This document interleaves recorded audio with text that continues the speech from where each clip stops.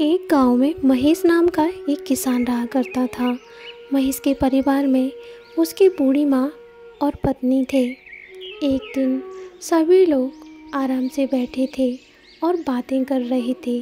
तभी उसकी माँ बोली, महेश, तुझे संतान कब होगी? आखिर मैं कब अपने पोते का मुंह देखूंगी? कहीं मैं बिना पोते का मुंह देखे ही ना मर जाऊं। ये सारी बातें लक्ष्मी, जो कि महेश की वाइफ थी, सुन रही थी। ये सुनकर वह दुखी हो जाती है और वहाँ से रोते हुए चली जाती है। तभी महेश कहता है, अरे माँ, तुम क्यों उस बेचारी को ताने देती रहती हो? देखो, रो गई ना वो बेचारी, पहले ही बहुत दुखी है, इसमें उसकी क्या गलती है? वो बेचारी तो खुद इस दुख से दुखी है कि वो माँ नहीं बन सकती।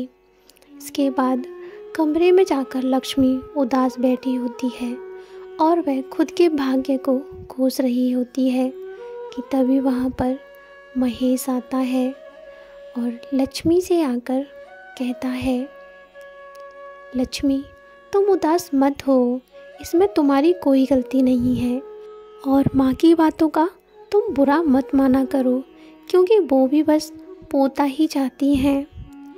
हाँ, मैं जानती हूँ कि वो पोता चाहती हैं, लेकिन मैं क्या करूँ? मैं माँ नहीं बन पा रही, मैं बांझ हूँ। इस पर महेश लक्ष्मी को देखता ही रह जाता है। हाँ हाँ, ऐसा मत बोलो, खुद को ऐसा कोसोगी तो कैसे चलेगा? तभी महेश कहता है, सुनो, पास के ही गांव में एक मंदिर है, कहते हैं वहाँ हर मनोकामना पूरी होती है। क्या सच में? हम कल ही वहाँ पर चलेंगे। और ये कहकर अगले दिन ही दोनों उस मंदिर के लिए निकल जाते हैं। मन में ढेर सारी उम्मीदें लिए महेश और लक्ष्मी उस मंदिर की तरफ निकलते हैं और वहाँ पहुंचकर भगवान शिव और माँ पार्वती से दुआ करने लगते हैं। हे माँ, मैं भी दुखियारी हूँ, मुझे भी संतान चाहिए। हे माँ, मुझे भी संतान दे दो, जिससे मैं भी माँ कहला सकूं। महेश भी मन ही मन भगवान से पिता होने की कामना करता है, क्योंकि आखिर में वो भी तो एक पिता बनना चाहता था। इसके बाद दोनों लोग भगवान शिव से मनोकामना मांगकर अपने घर की ओर उम्मीदों के साथ लौट आते हैं कि अब शायद भगवान उनकी भी मनोकामना पूरी करेंगे। तभी एक पड़ोसन उस बुढ़िया के पास आती है। अरे अम्मा, तुम पोता खिलाओगी भी या ऐसे ही मर जाओगी? समय का कोई नहीं पता, कब मर जाए। और तुम तो बहुत बूढ़ी हो गई हो। ये कहकर ताना मार के वो चली जाती है। इधर महेश को लक्ष्मी बताती है, सुनो जी, मैं पेट से हूँ और हम भी अब माँ और बाप बनेंगे। ये सुनकर महेश तो जानो बहुत ही खुश होता है और कहता है, मैं जल्दी से माँ के पास जाता हूँ और उन्हें ये खुशखबरी सुनाता हूँ, वो बहुत खुश हो जाएंगी, तुम आराम करो। लक्ष्मी वहाँ पर सोचने लगती है कि कहीं पहले की तरह कुछ ना हो। हे भगवान, इस बार सब सही करना। मैंने सुना है तुम्हारी बहू माँ बनने वाली है। अरे क्या माँ बनने वाली है, इससे पहले भी कई बार पेट से हुई है, लेकिन बच्चा होने से पहले ही मर जाता है। देखते हैं इस बार क्या होता है। हाँ हाँ हाँ हाँ, मैं भी यही सोच रही थी कि पता नहीं अब की बार क्या होगा। इसके कुछ दिन बाद ही लक्ष्मी के पेट में दर्द होने लगता है। अरे महेश, जल्दी से जाओ और दाई को ले आ, पता नहीं क्यों पेट में दर्द हो रहा है। मुझे तो डर है पिछली बार की तरह फिर से कुछ ना हो जाए। जल्दी से जा और दाई को बुला ला। यह सुनकर महेश दाई को बुलाने चला जाता है। महेश की माँ वहीं पर लक्ष्मी की देखभाल कर रही थी और महेश के आने का इंतज़ार। जब महेश वापस लौटता है तो पूछता है, माँ क्या हुआ? अरे क्या होना था, वही हुआ जो पिछली बार हुआ था, बच्चा गिर गया, पता नहीं कौन से बुरे कर्मों का फल मिल रहा है। नहीं माँ, ऐसा मत बोलो, आखिर पता नहीं हमारे साथ ऐसा क्यों हो रहा है। बच्चा पैदा होने से पहले ही मर जाता है, ऐसा क्यों हो रहा है। अब दुखी मन से वह बुढ़िया महेश से कहती है, मैं कहती हूँ तुझसे दूसरी शादी कर ले, क्योंकि कब तक हम इस अभागन का बोझ ढोते रहेंगे। हमें बच्चा चाहिए कि नहीं। लेकिन माँ, लक्ष्मी कहाँ जाएगी? उसके परिवार में हमारे अलावा कोई नहीं है। अब तो उसके पीहर में भी कोई नहीं बचा। वो तो यहीं किसी कोने में पड़ी रहेगी, अगर तुझे इतना ही तरस आ रहा है तो। अब महेश उदास रहने लगा था। बेचारा क्या करता। अब मन ही मन वो घुटने लगा, क्योंकि वो लक्ष्मी को छोड़ना नहीं चाहता था। तभी एक दिन जब वो रास्ते से गुजर रहा था, महेश को उसका दोस्त मिलता है। अरे महेश, कहाँ जा रहा है? बड़ा उदास लग रहा है। क्या बात हो गई जो इतना उदास है?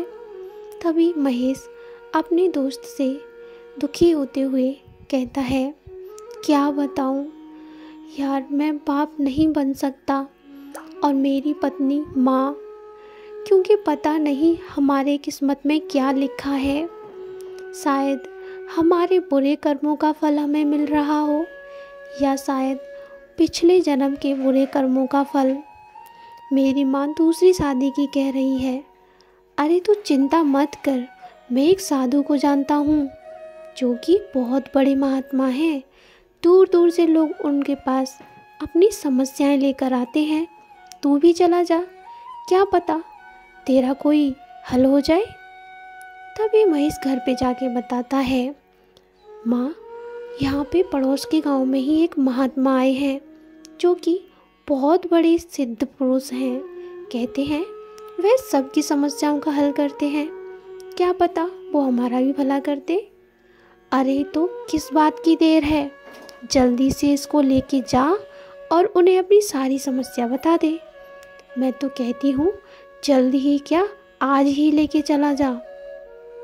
तभी वो महात्मा देखते हैं जिनके पास लाखों की संख्या में लोग आते थे और अपनी समस्याओं का समाधान लेकर वापस जाते थे। वहीं पर लक्ष्मी और महेश पहुंच जाते हैं। हे बाबा, हमारी कोई संतान नहीं है। मेरी पत्नी गर्भवती होती है, लेकिन डिलीवरी होने से पहले ही बच्चा गिर जाता है। कृपया हमारी समस्या का समाधान करिए, बड़ी उम्मीदों के साथ आए हैं। बेटा, मैं इसमें कुछ नहीं कर सकता। ये तो तुम्हारी पत्नी के कर्मों का फल है। इसने जो किया इसे वो भुगतना ही होगा। इस पर लक्ष्मी बोली, लेकिन मैंने तो कोई बुरा कर्म नहीं किया। मैंने आज तक किसी को कोई नुकसान नहीं पहुंचाया। तभी महात्मा बोले, बेटी, तूने बुरे कर्म किए हैं, शायद तुझे याद ना हो, लेकिन मैं तुझे याद दिला देता हूँ।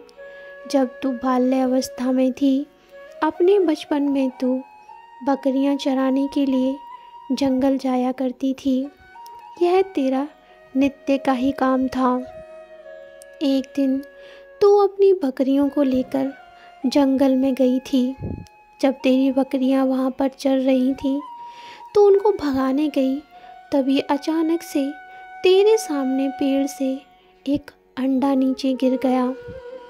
तू शरारती थी, उस अंडे को देखकर सोचने लगी कि इसका क्या करूं, और तूने शैतानी मन से उस अंडे को अपने पैरों तले कुचल दिया। और ये सब करने के बाद तू ज़ोर ज़ोर से हंसने भी लगी थी। और उस समय तूने उस अंडे को कुचलकर एक बच्चे को मार दिया था। तेरे जाने के बाद वहाँ पर वो चिड़िया आई जिसका वो अंडा था। जब चिड़िया ने देखा उसका बच्चा मर गया है, वो ज़ोर ज़ोर से रोने लगी। हाय हाय, मेरा बच्चा किसने मारा होगा? हे भगवान, मैं श्राप देती हूँ, जिसने भी मेरा ये बच्चा मारा है उसको कभी भी संतान ना मिले, वो ताउम्र संतान के लिए तड़पता रहे। इसीलिए तुझे अभी तक संतान नहीं होती, बल्कि तू गर्भवती तो होती है लेकिन तेरा बच्चा मर जाता है। और तू इस जन्म में तो क्या, अगले किसी भी जन्म में माँ का सुख नहीं पाएगी। ये सुनकर तो लक्ष्मी बहुत दुखी हो जाती है और वह क्षमा मांगती है, मुझसे क्या पाप हो गया, मैं क्या करूं, और वह पछताती रह जाती है। तो दोस्तों, जो भी बुरे कर्म या अच्छे कर्म हम अपने जीवन में करते हैं, उनका फल हमें भोगना ही पड़ता है।